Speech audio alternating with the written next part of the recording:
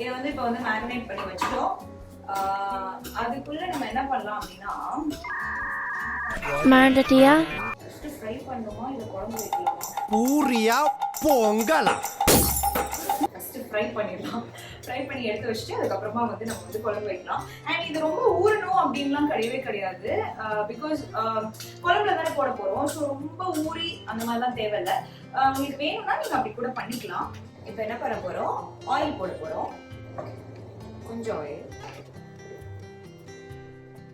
Oil நல்லா heat ஆனதும் நம்ம வந்து இந்த பாசாவை போட்டு ஃப்ரை பண்ணி எடுத்து ஓரமா வைக்க போறோம். ஓகே,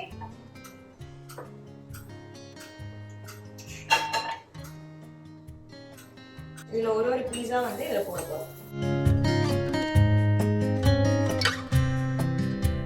எனக்கு ஒரு கெட்ட பழக்கம் இருக்கு, என்ன தெரியுமா? சமைக்கும் போது ஏதாவது ஒண்ணு எடுத்து போட்டேன்னா போய் வந்து ஹேண்ட் வாஷ் பண்ணிட்டே வந்துட்டே இருப்பேன். அது வந்து எனக்கு அது ஒரு பழக்கம். அது வந்து மாத்தவே முடியாது. இங்க பாருங்க, ஃப்ரேம் இவ்வளவுதான் வச்சிருக்கேன். இதை விட்டு வெளியே போனீங்கன்னா வெளியே போயிடுவீங்க. இப்ப என்ன பண்றது உள்ள வர்றதுக்கு?